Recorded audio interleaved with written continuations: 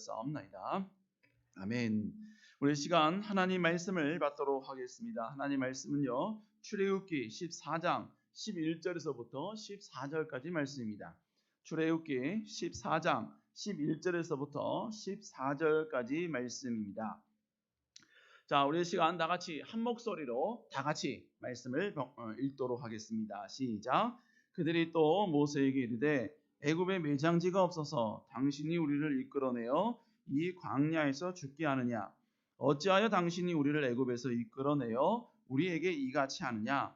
우리가 애굽에서 당신에게 이른 말이 이것이 아니냐 이르기를 우리를 내버려 두라. 우리가 애굽 사람을 섬길 것이라 하지 아니하더냐? 애굽 사람을 섬기는 것이 광야에서 죽는 것보다 낫겠노라. 모세가 백성에게 이르되 너희는 두려워하지 말고 가만히 있어서 여호와께서 오늘 너희를 위하여 행하시는 구원을 보라. 너희가 오늘 본 애굽 사람을 영원히 다시 보지 아니하리라. 여호와께서 너희를 위하여 싸우시리니 너희는 가만히 있을지니라. 아멘. 주의 이름으로 만나게 된 거 다시 한번 환영하고 또 감사합니다. 조금 전에 보니까 여기 성도의 교제 라인인데 제가 그 부분을 좀 스킵을 좀 했네요. 예배 전에 말씀 전에 우리 잠깐 성도들과 좀 교제 잠깐 인사하는 시간 가졌으면 좋겠습니다. 어떻게 인사하시냐면요, 천국에서 천사가 가출했다더니 여기 계셨군요, 이렇게 인사하시면 될 것 같습니다. 우리 앞뒤 사람과 함께 서로 인사하도록 하겠습니다. 다 여기 계셨습니다.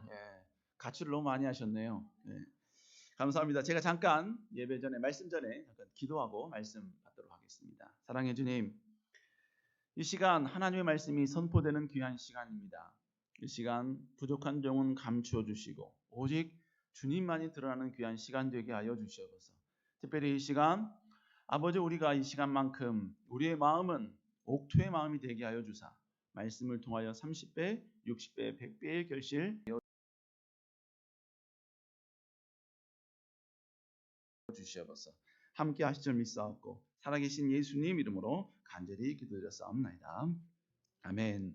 오늘 출애굽기 14장 11절에서 14절의 말씀을 가지고 나도 모르게 뿌리 박혀 있는 너의 근성이라는 제목을 가지고 여러분과 함께 좀 말씀을 나누도록 하겠습니다.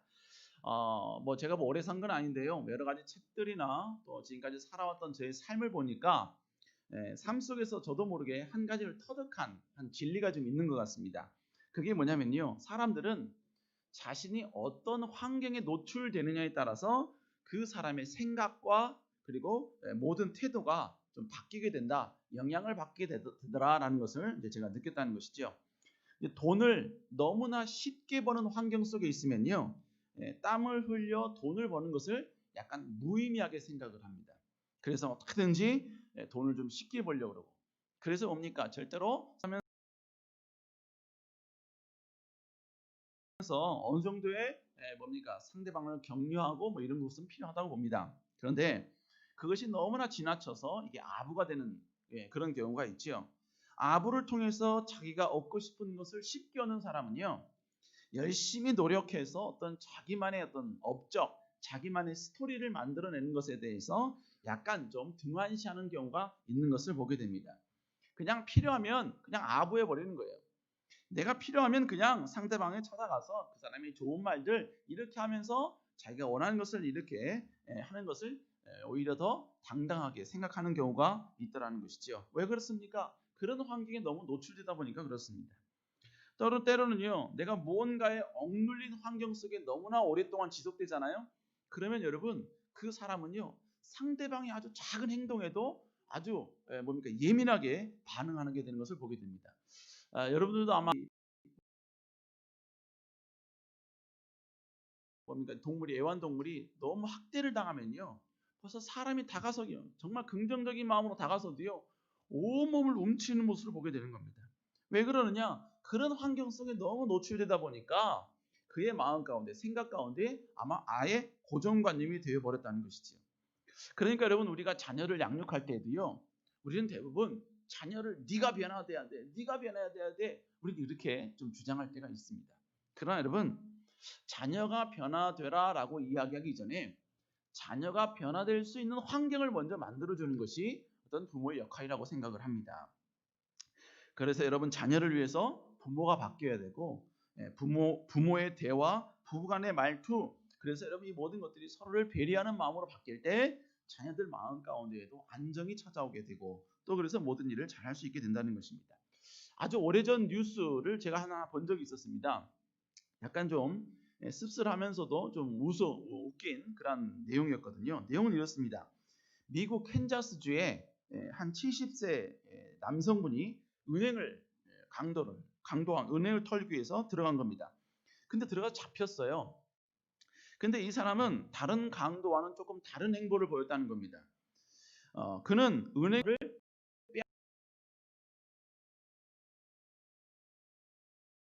빼앗았어요. 그리고 경찰이 올 때까지 그 안에서 기다린 겁니다. 그냥 위협도 하지 않고 그냥 $3,000 들고 기다렸던 거예요. 그리고 경찰이 오니까 그 돈을 은행 직원한테 돌려준 겁니다. 그리고 경찰에 아주 저항 없이 그냥 순수하게 잡혀버린 겁니다. 그래서 경찰이 그를 경찰서에 데려가서 조사를 했지요. 당신은 왜 이렇게 은행을 털었습니까? 라고 물어봤더니 이 남자의 범행 이유가요, 좀 황당합니다. 그 사람이 뭐라고 말하냐면요,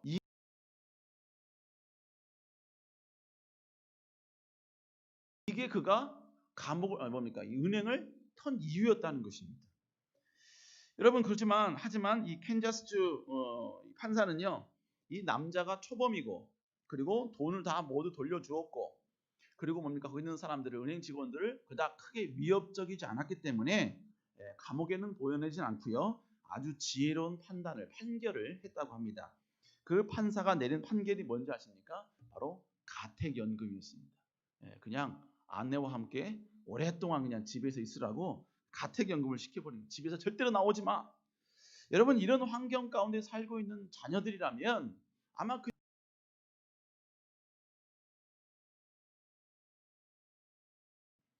여러분 제가 계속해서 여러분께 뭘 말씀드리냐면 그 사람이 처한 환경 때문에 그 환경에 의해서 사람들이 영향을 받게 되더라라는 것을 여러분에게 지금 계속 말씀드리고 있는 겁니다. 여러분 오늘 본문도 마찬가지입니다. 오늘 본문 우리가 읽은 본문 바로 이전까지는 어떤 일이 있었냐면 이스라엘 백성들이 출애굽을 했던 장면을 소개해 놓고 있습니다. 이스라엘 백성들은 430년간 애굽에서 종살이를 했지요. 그리고 그 고통이 너무나 가중한 나머지 하나님께 부르짖었습니다. 그럴 때 출애굽기 2장 23절에 보니까 하나님께서 그 소리를 들으셨다고 이야기하고 있어요. 그 소리를 들으셨다. 우리 사랑하는 성도 여러분, 여러분의 그 신음소리를 하나님께서는 듣고 계신 줄로 믿습니다. 우리가 하나님께 간절히 기도할 때 우리는 마치 그냥 공기를 울리는 메아리 같지만 그러나 그 기도는 하나님 반드시 듣고 계신다는 것이죠. 그래서 여러분 결국 하나님께서 어떻게 하셨습니까? 바로 모세를 세우셨죠. 그리고 모세를 통하여 10가지 기적 이걸 행하게 하셨고 그리고 애굽에서 해방되는 위대한 축복을 경험케 해주신 것입니다. 그들이 경험한 이 10가지 재앙은요, 아마 성경 전체를 봤을 때 아마 예수님이 이 행하신 기적을 제외하고는 전무후무한 기적일 것입니다. 엄청나게 스펙타클한 그런 기적 중에 기적이었다는 거예요. 그런데 그들은 그 놀라운 기적을 하나가 아니라 10번이나 경험했다는 것입니다. 그런데요, 안타까운 건 뭐였냐면요, 이런 놀라운 기적과 능력을 체험한 이스라엘 백성들이 출애굽을 했으면 좀 변화돼야 될 거 아닙니까? 좀 바뀌어야 될 거 아닙니까? 하나님을 두 눈으로 봤잖아요. 하나님의 기적을 체험했잖아요. 그러면 좀 변화돼야 될 거 아닙니까? 근데 안타깝게도 이 사람들은 변화되지가 않았다는 거예요. 왜 그렇습니까? 430년간 애굽에서 종살이를 하다 보니까 그 종살이를 했던 그 환경이 고스란히 그들의 삶 가운데 영향을 미쳐가지고 이것이 여러분 하나님의 놀라운 기적과 능력을 보았음에도 불구하고 여전히 그 노예 생활을 했던 그 모습 속에 젖어 있었다는 것이죠. 이게 결국은 뭐냐? 노예 근성이었다는 것입니다. 노예 근성.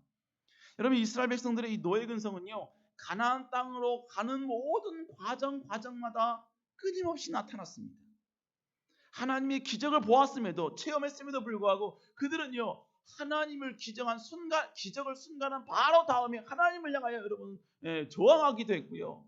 하나님의 위대한 역사와 하나님의 위대한 여러분 그 모든 행보 진행에도 여러분 막 반기를 했던 기억이 얼마나 많은지 몰라요. 여러분 물론 성경은요 이들이 노예 근성을 가졌다라고 말하는 구절은 없습니다. 그러나 그들의 행동, 그들의 모습 이 모든 걸 보면요 여전히 그들은 노예 근성 속에 찌들어 있었다라는 것을 우리가 알 수 있게 된다는 것입니다. 자 그렇다면 첫 번째로 우리가 좀 먼저 알아야 할 것이 그럼 노예 근성이 뭐냐 이겁니다. 노예 근성은요 제가 이제 사전을 찾아봤더니 이렇게 나옵니다. 남이 시키는 대로 하거나 주체성 없이 남의 눈치만 보는 성질을 뜻하는 말. 이게 바로 노예 근성의 사전적 의미입니다. 내용은 뭐예요? 충분히 자유가 주어졌어요. 그리고 그럴 만한 능력이 있습니다. 그럴 만한 재능이 있어요. 심지어 지금의 환경도 이길 수 있고 지금의 환경도 극복할 수 있는 모든 능력과 그리고 여러분의 저력과 가능성이 그에게 있어요. 그런데 그냥 주저앉아 버리는 거예요. 그냥 이것이 내 평생에 나의 삶 가운데 그냥 이것은 내가 받아들여야 될 것들. 이 고통, 이 위기 그냥 내가 수용해야 될 것들. 여러분 그러면서 그 어떤 도전도 그 어떤 시도도 그 어떤 하나님께 부르짖음도 더 어떤 것도 하지 않는다는 것이죠. 여러분 이것이 바로 노예 근성이라는 것입니다. 여러분 노예 근성이 또 잘 나타나는 그 하나가 있는데요. 그게 뭐냐면 태국에서 코끼리 길들이기입니다. 태국은 코끼리로 인하여서 엄청난 관광 수입을 얻거든요. 그러니까 이 코끼리를 잘 조련을 해야 합니다. 그런데 너무나 크기 때문에 코끼리가 다 성장해서는 이 코끼리를 컨트롤할 수가 없어요. 그래서 언제서부터 이 사람들이 조련사들이 컨트롤하냐면요. 아주 어렸을 때부터 태어나자마자서부터 이제 어린 코끼리 때부터 그것을 단련을 합니다. 어떻게 컨트롤 시키냐면요. 어머니가 떨어지는데 그러니까 새끼는 엄마한테 막 갈 거 아닙니까? 근데 그 새끼 한쪽 발에다가요. 절대로 끊어지지 않는 쇠사슬을 묶어놓는다는 겁니다. 그리고 그 끝을 절대로 부러지지 않는 큰 나무에다가 이렇게 묶어놓는데요. 그러면 이 어린 코끼리는요. 엄마한테 가려고 그 뭡니까? 막 앞으로 전진한다는 겁니다. 그러다 묶여있던 쇠사슬이 이제 점점점 아기 코끼리의 뒷다리에 상처를 낸대요. 그 상처가 처음엔 아프지 않기 때문에 이 아기 코끼리는 계속해서 엄마 쪽으로 막 간다는 겁니다. 그러면 그럴수록 이제 어떻게 되느냐? 이 쇠사슬이 그 살을 파고든대요. 그러면 이제 고통이 점점 심해지게 된다는 것이죠. 그리고는 더 이상 그 고통이 너무나 심하면요. 이 코끼리는 한 번, 두 번 시도하다가 이제 멈춘다는 것입니다. 그 아기 코끼리의 이 머릿속에 이제 뭐가 각인되냐면요. 내 뒷다리에 묶여있는 이 쇠사슬은, 이 줄은 절대로 끊을 수가 없어. 끊으려고 내가 시도를 해봤자 결국 나는 고통만 더 가중될 뿐이야. 이렇게 인식이 자리 잡는다는 겁니다. 그렇게 이런 인식이 잡혀있는 어린 코끼리는요. 성장을 해도 나중에 성인이 돼도요. 그냥 여러분 노끈으로 그래서 쉽게 끊을 수 있는 그 끈임에도 불구하고 끈 하나만 놓고 있으면요. 절대로 그것을 끊으려는 시도를 하지 않는다는 것입니다. 여러분 코끼리는 그걸 끊을 수 있는 힘이 있거든요. 능력이 있어요. 그럼에도 불구하고 그의 머릿속에 묶여 있었던 그 과거의 상처가 그를 완전히 올가매서 더 이상 거기서 빠져나오면 안 된다라는 생각으로 그를 완전히 잡아버렸다는 것이죠. 이게 바로 뭐냐? 노예 근성의 모습이라는 것입니다. 여러분 그런데 이 노예 근성을 가지고 있는 이 모습은요. 결국 뭡니까? 재능이 있음에도 불구하고 무기력하고 능력이 있음에도 불구하고 그 모든 것을 돈 사람으로 전락하게 된다라는 것입니다. 근데 여러분 정말 안타까운 게 뭔지 아세요? 노예 근성이 있다고 지금 제가 지적하고 있는 그 존재들은 누구냐면요. 하나님의 사람들이었어요. 하나님의 기적을 체험했던 사람들이었고 하나님께 선택받았던 이스라엘 백성들이었다는 것이죠. 그들에게는 지금 노예 근성이 자리 잡고 있었다는 것입니다. 여러분 그래서요 맨 처음에 모세가요 이스라엘 백성들에게 다가갔습니다. 그리고 하나님이 너희를 통하여 위대한 기적과 놀라운 능력을 앞으로 행할 것이다 이렇게 선포를 했거든요. 그때 이스라엘 백성들이 뭐라고 고백한 줄 아십니까? 출애굽기 6장 9절 우리 한번 다 같이 한번 읽어볼까요? 시작. 모세가 이와 같이 이스라엘 자손에게 전하나 그들의 마음의 상함과 가혹한 노역으로 말미암아 모세의 말을 듣지 아니하였다. 본문에 뭐라 그래요? 모세의 말을 듣지 않았대요. 이스라엘 백성들 하나님은 출애굽시킬 것이다. 위대한 기적을 이제 행할 것이다. 이렇게 모세가 이야기했는데요. 이스라엘 백성은 듣질 않았다는 거예요. 거부했다는 겁니다. 믿질 않았어요. 믿지 않았어요. 무슨 우리의 삶 가운데 무슨 기적이 일어나. 지금 우리의 현재 상황 가운데 무슨 이 애굽에서 출애굽을 하고 무슨 우리 삶 가운데 회복이 일어나고 무슨 기적과 무슨 역사가 일어난다 그래. 야 모세 네가 안 말해도 못 말해도 믿을 수 없어. 믿겨지지가 않아? 여러분 지금 그 고백입니다. 지금 그 고백이에요. 결국 뭡니까? 이스라엘 백성들에게 지금 노예 근성이 있었다는 거죠. 그러면요 오늘 본문에 보니까 그들에게 이런 노예 근성의 모습이 보인 이유가 뭐냐 이거예요. 두 번째 뭐냐 이겁니다. 오늘 출애굽기 6장 9절에도 똑같이 이야기하고 있지요. 본문에 보니까 뭐라 그래요? 그의 마음의 상함과 가혹한 노역으로 말미암아 모세의 말을 듣지 않았다고 이야기해요. 이게 무슨 얘기입니까? 지금 이스라엘 백성들이요 그런 환경에 오랫동안 노출되다 보니까 하나님의 선지자가 와서 이야기를 해도요 믿겨지지가 않는 거예요. 기도하면 역사가 일어납니다. 믿겨지지가 않는 거예요. 지금 이 모습을 우리에게 이야기하고 있는 겁니다. 제일 먼저 뭐라고 이야기합니까? 그들의 마음의 상함 때문에 모세의 말을 듣지 않았다고 이야기합니다. 여러분 이스라엘 백성들은 강한 줄 알았어요. 그래서 지금까지 잘 버텨온 것처럼 보였습니다. 물론 잘 이겨냈지요. 근데 이겨냈지만 그들의 마음 가운데 뭐가 있었냐면 상처가 있었습니다. 상처. 특별히 그들의 상처는 뭐였겠습니까? 신분의 문제가 아니겠습니까? 신분의 문제. 그들은요 430년간 이방 나라에서 살고 있었습니다. 이방 나라에서 여러분 사는 게 쉽지 않잖아요. 보이지 않는 차별이 있습니다. 편견이 있습니다. 때로는 무시함이 있고요. 때로는 조롱도 당해야만 합니다. 그걸 어디다 호소할 수가 없어요. 지금이야 여러분 여기는 그래도 경찰이나 여러 가지 여러분 사회적 시스템이 되어 있지만 지금 이스라엘 백성들은 그런 시스템이 전혀 없어요. 누구의 하소연을 못합니다. 여전히 그들은 또 뿐만 아니라 여러분요 사회적 위치는 뭐였었느냐? 종살이를 하는 위치였습니다.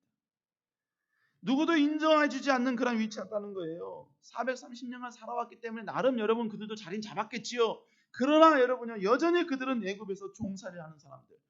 애굽에 수많은 인종들이 있는데 거기서 약간 마이너 계층, 대접받지 못하는 그런 계층이었다는 것입니다. 여러분 이게 그들에게 뭐가 됐냐? 상처가 됐다는 상처가. 여러분 우리도 그렇지요. 신분의 문제 때문에 여러분 얼마나 큰 상처가 있었냐 이겁니다. 없다고 하지만 사회적으로 여러분 많이 보완됐다고 하지만 과거보다 많이 나아졌다고 하지만 그래도 여러분 차별이 있잖아요. 뭐 여기 계신 우리 모든 성도님들은 여러분 가장 혹독할 때 오신 분들 아닙니까? 아마 여러분이 여러분의 손을 보면 그 손에 모든 여러분의 상처의 흔적들이 다 있을 거예요. 때로는 여러분은 그 차별을 견뎌내야 했어요. 때로는 자식 때문에 견뎌내야 했습니다. 이겨내야만 했다고요. 그러니까 여러분 서러움을 참는 법을 배워야 됐어요. 이기는 법이 아니라 참는 법을 배워야 했고 눈물을 흘리지 않는 법을 배우기 전에 눈물을 참는 법을 배워야 했다는 것입니다. 여러분 이게 뭐가 되느냐? 이게 바로 한이 되어버렸다는 거예요. 한이. 두 번째로 여러분 이스라엘 백성들이 노예 근성 가운데 빠져서 모세의 말을 듣지 않은 이유가 뭐냐? 노역 때문이었다. 노역. 노역이 뭐냐면 가혹한 어떤 뭡니까? 이 노동 때문이었다는 거예요. 노동 때문에. 여러분 가혹하다는 말은 히브리어로 카쉐라는 단어입니다. 그 말의 의미는요. 어려우며 지나치게 무거운 멍에를 메고 있는 상태를 이야기하고 있는 거예요. 여러분 소에다가도 멍에를 메잖아요. 근데 그 멍에가 너무 무거운 거예요. 너무 무거운 거예요. 너무 힘든 겁니다. 그 상태를 지금 가혹하다라는 단어가 의미한다는 것입니다.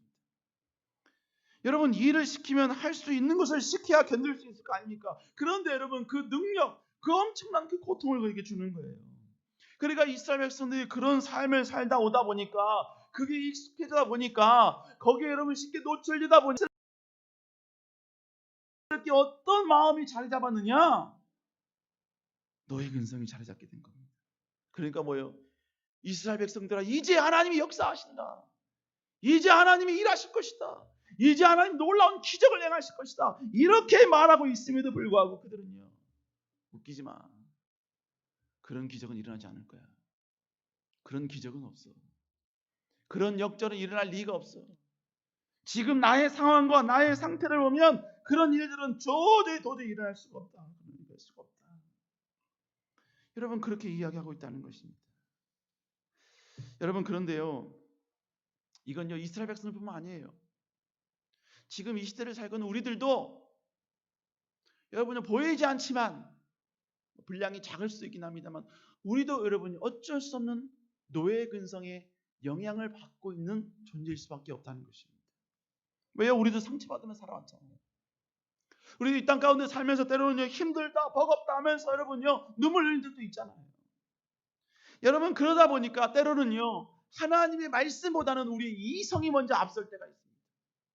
현재 내 생각을 보니까 내 이성으로 보니까 지금 이 상황에서는 하나님의 기적이 일어나기 쉽지 않아. 그러니까 뭐예요? 내가 더 일해야 돼요. 내가 더 노력해야 돼요. 내가 더 여러분 몰입해야 돼요.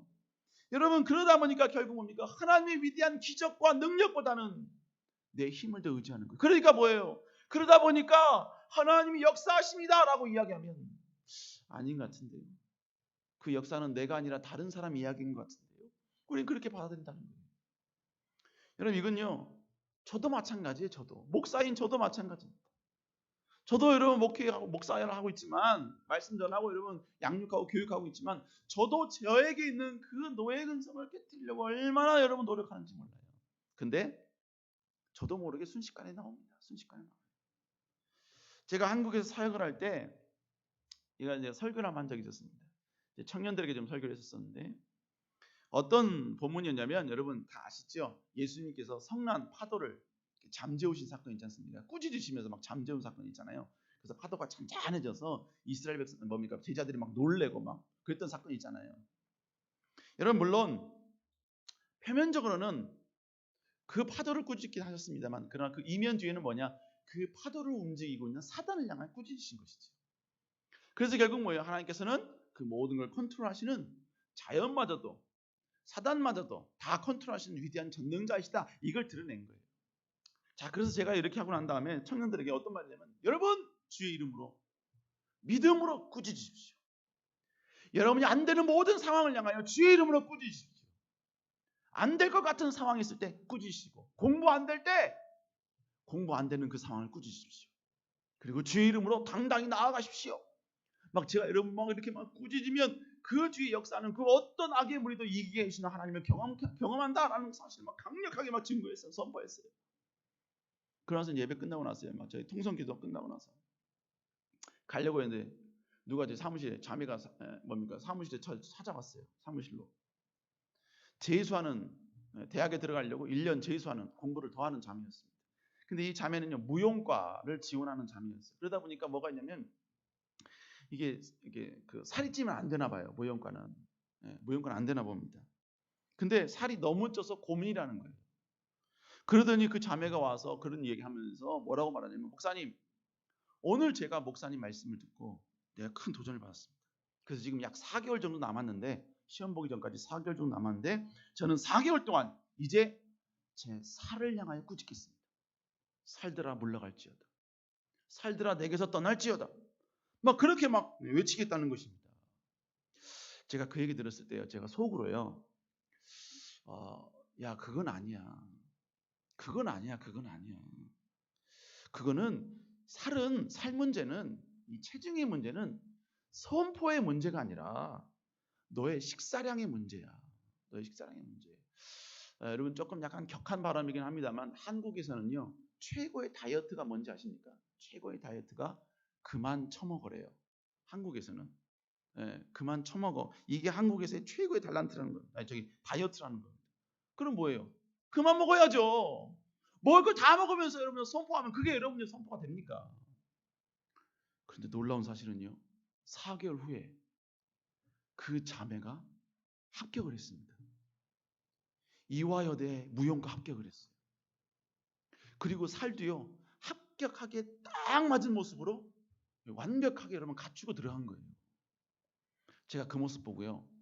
야, 설교한 나도 선포한 나도 모든 것이 다 가능하다고 믿었던 나일지라도 그 부분만큼은 안 된다고 생각했던 나도 모르는 노예 근성이었었구나.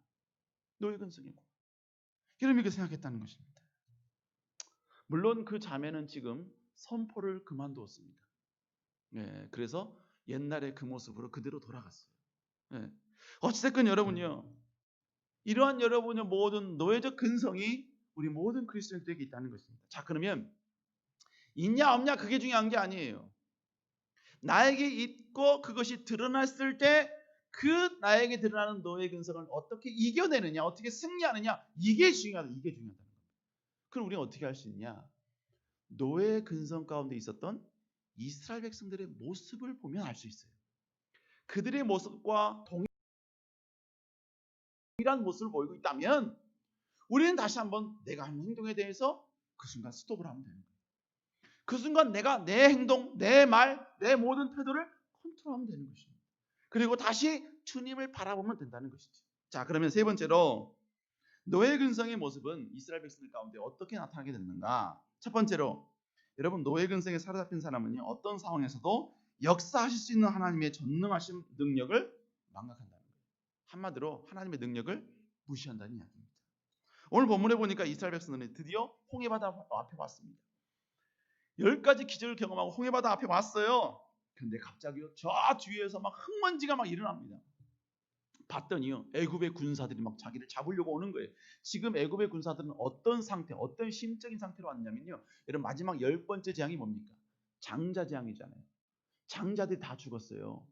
이스라엘에 있는 모든 애굽 사람들의 장자들은 다 죽었습니다. 여러분, 자녀의 그 죽음을 내가 경험한다는 것은 엄청난 고통입니다. 지금 애굽 사람들은, 쫓아본 애굽 사람들은요, 자신들의 첫째 아이가 죽은 그 고통을 경험하고 그것을 경험케 한 장본인들을 지금 잡으러 오는 거예요. 그러니까 지금 이들은요, 얼마나 지금 뭡니까? 혈기왕성하고 또 뿐만 아니라 뭡니까? 막 죽이겠다는 그런 마음이 얼마나 여러분 그들의 마음 가운데 드러났겠어요. 그걸 이스라엘 백성들이 본 겁니다. 본 거예요. 그러니까 얼마나 두려워요. 그때 이스라엘 백성들이 뭐라고 말합니까? 14장 11절 한번 읽어볼까요? 시작. 그들이 또 모세에게 이르되 애굽에 매장지가 없어서 당신이 우리를 이끌어내어 이 광야에서 죽게 하느냐? 어찌하여 당신이 우리를 애굽에서 이끌어내어 우리에게 이같이 하느냐? 지금 여러분 이스라엘 백성들이 이 반응 가운데, 이 위기 가운데 고백했던 반응이 뭐예요? 모세를 향해 공격합니다. 모세를 향해 공격하고 있어요. 여러분, 이 행동 결국 뭡니까? 완전히 남 탓하는 거죠. 그것도 여러분 이스라엘의 지도자였던 모세를 지금 공격하고 있는 겁니다. 여러분, 지금 하나님이 부르신, 하나님이 세우신 모세를 공격한다. 이 고백은 결국 뭐예요?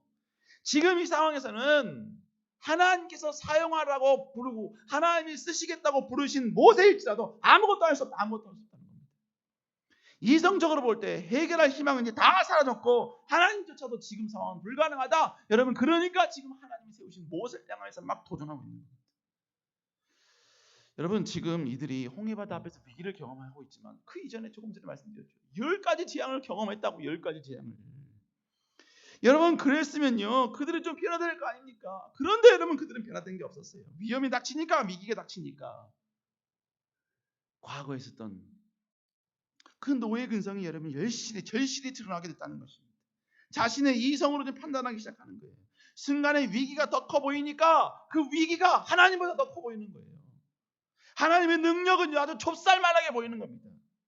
하나님도 아마 이 위기 속에서는 떨고 계실걸. 그러니까 뭡니까? 지금 원망하고 막 불평하고 있는 겁니다. 우리도 마찬가지죠. 어떤 식으로든지 우리는 우리의 과거 삶 속에서요, 하나님의 위대한 기적을 경험했습니다. 어떤 분이 저에게 와서 그런 말씀 하시더라고요. 목사님, 하나님 어디 계십니까? 하나님 보이지 않는데 어떻게 하나님 계신다고 말할 수 있습니까? 그래서 제가 그분께 그랬습니다. 집사님, 지금 당장은 집사님 눈에는 보이지 않을 수는 있습니다. 그러나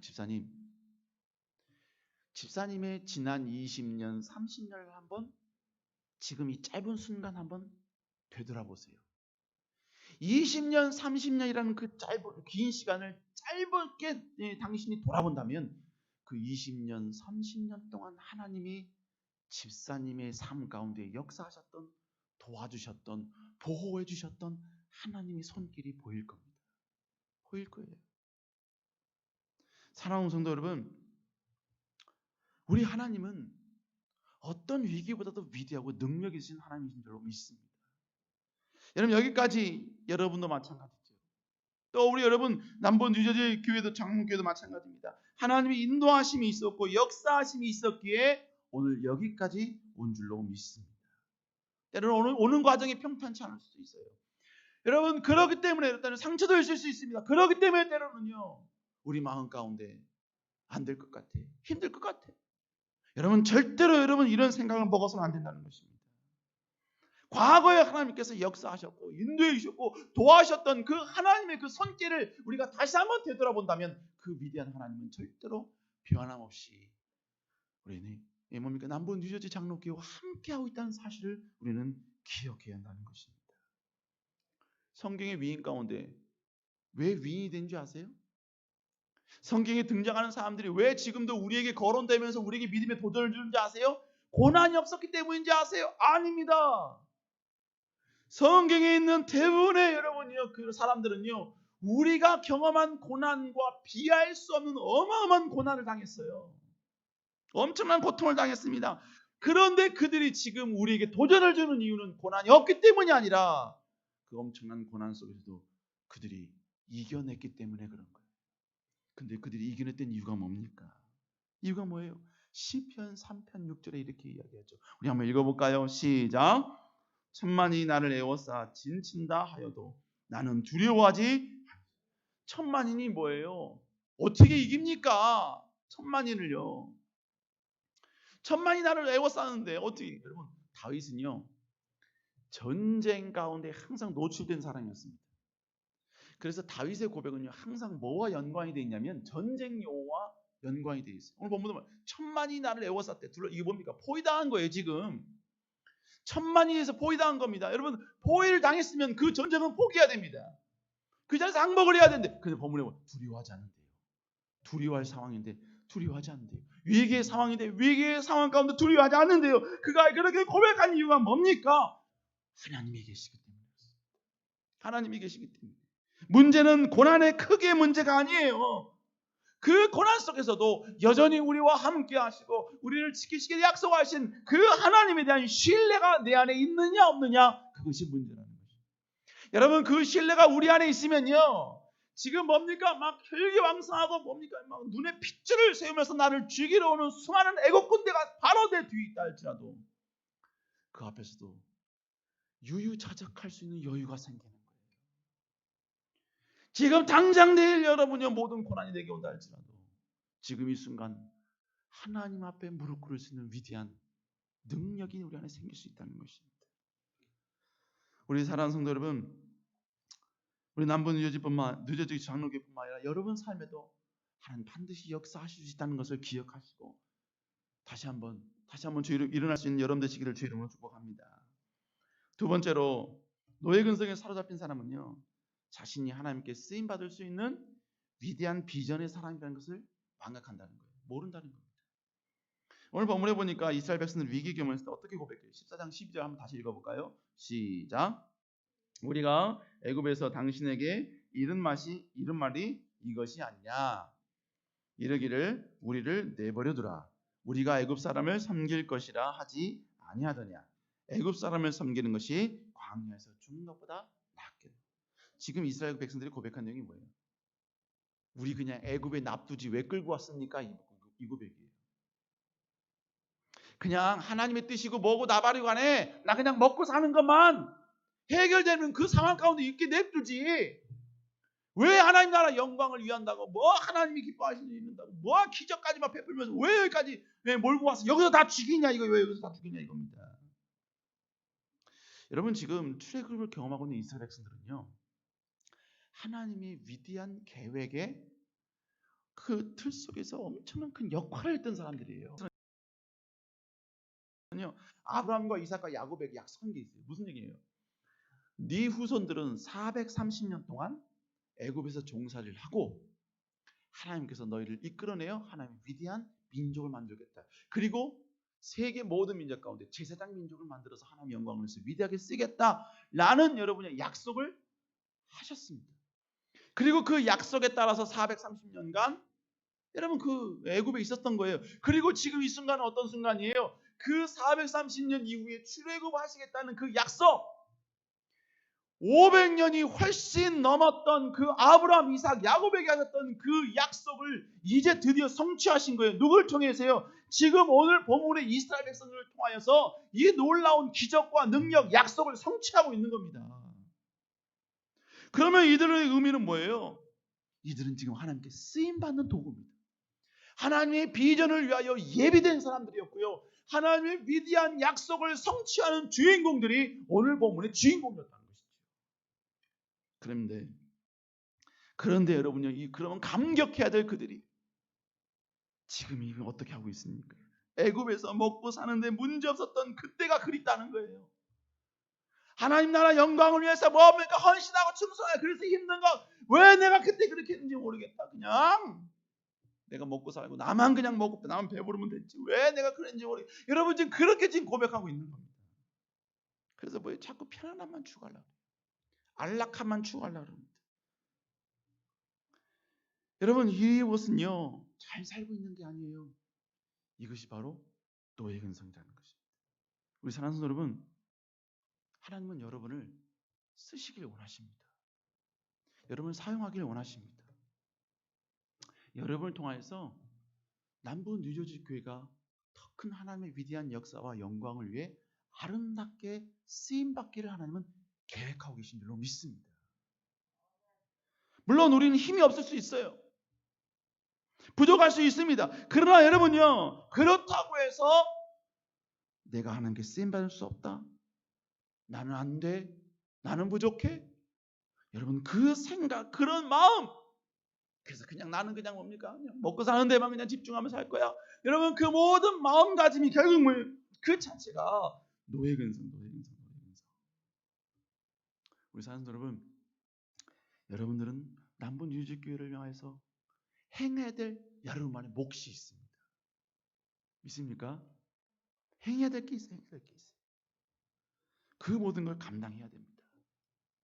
새롭게 오실 목사님과 한 마음이 되어서 여러분 다시 한번 제2의 부흥을 꿈꿀 수 있는 여러분 되시길 다시 한번 주로 축복합니다.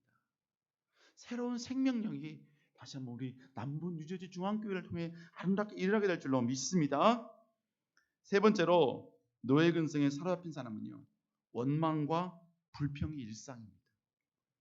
오늘 출애굽기 보니까 이스라엘 백성도 뭐라고 고백합니까? 14장 11절 12절 조금 전에 읽었던 그 고백입니다. 그 고백의 내용은 다 뭐예요? 주의종을 향해 지금 원망하고 있죠. 불평하고 있는 겁니다.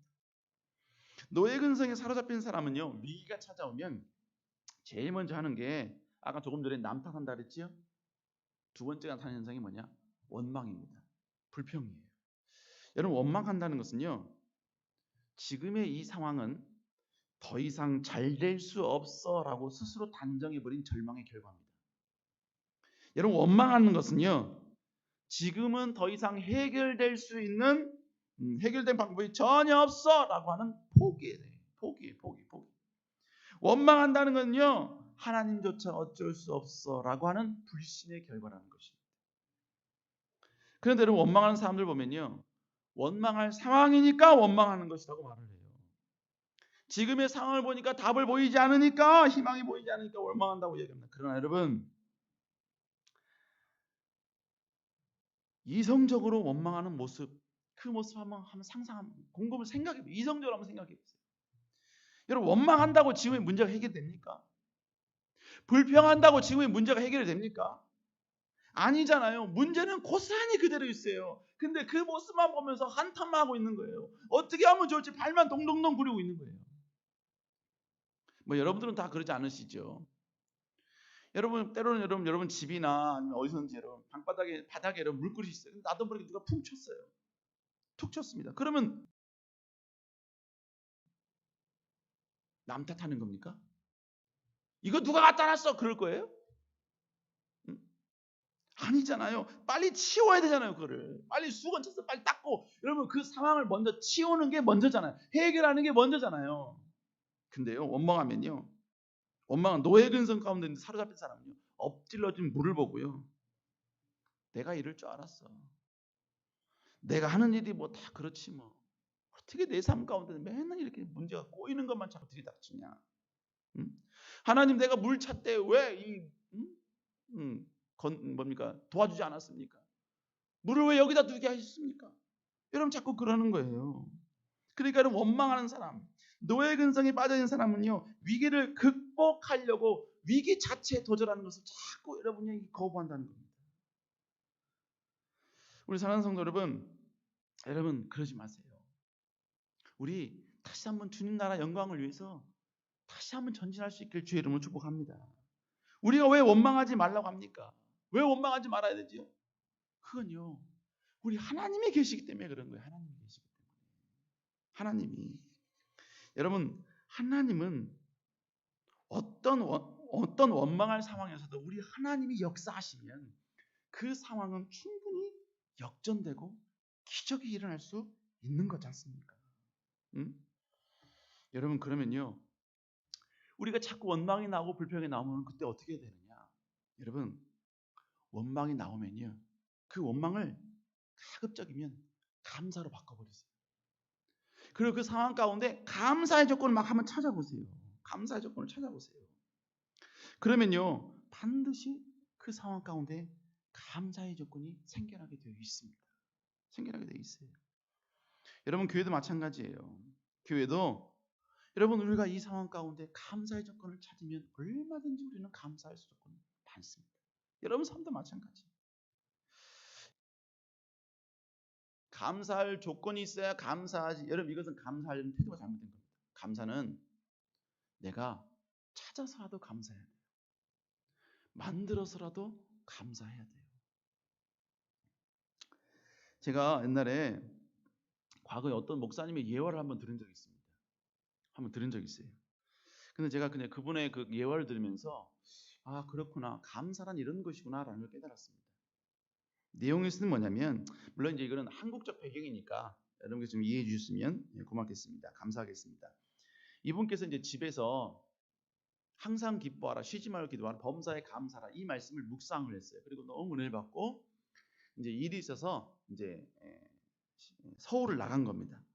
서울을 이제 지하철을 타고 쭉 나가는데 여러분 이렇게 요즘 다 아시다시피 우리 지하철 이렇게 앞에 서 있잖아요. 서 있지 않습니까? 근데 이제 내가 누군가의 앞에 서 있었는데 그 앞에 앉아 계신 분이 내리려고 일어나는 거예요. 여러분 이때는 정말 하나님의 은혜 아닙니까? 그래서 이분이 너무 그렇구나. 오늘 그래도 말씀을 묵상하고 와서 감사가 넘치니까 하나님께서 이렇게 좋은 자리를 이렇게 주나 보구나. 그렇게 기쁜 마음 가운데 앉으려고 했는데 한 저쪽에서 한 5m 정도에 있는 어떤 아주머니가 모든 분이 그런 건 아닌데 그 아주머니만 좀 특별했나 봐요. 그분께서 갑자기요. 잠시만요 이러는 거예요. 그 사람들이 그쪽을 다 보죠. 이 목사님들이 뭔 일이야 하고 그쪽을 앉으려다 그쪽을 본 거예요. 근데 그분이요. 잠시만요 하더니 막 사람을 해치고 막 그쪽으로 오는 겁니다. 그러더니 자기 핸드백을 거기다 던지는 거예요. 근데 참 아이러니하게요. 그 던진 핸드백이 정확히 그 자리에 탁 쓴 겁니다. 그러니까 이 목사님이 앉으려다가 못 앉은 거예요. 그리고 그 아주머니가 거기 앉으셨어요. 그러니까 이 목사님이 막 화가 나더라는 거예요. 화가 나더라는 겁니다. 그러면서요. 주님, 이 상황에서 어떻게 감사를 합니까? 주님, 나 이 상황에서 감사 못 하겠습니다. 막 짜증납니다. 막 분노가 납니다. 어떻게 이게 가능한 일입니까? 이게 너무나 매너 없는 행동 아닙니까? 그러면서도 이분께서요. 계속해서 그의 마음 가운데 감사를 했다니 감사를 했더니요. 그의 마음 가운데 감사할 수밖에 없는 조건이 생겨나더라는 거예요. 첫 번째 뭐냐?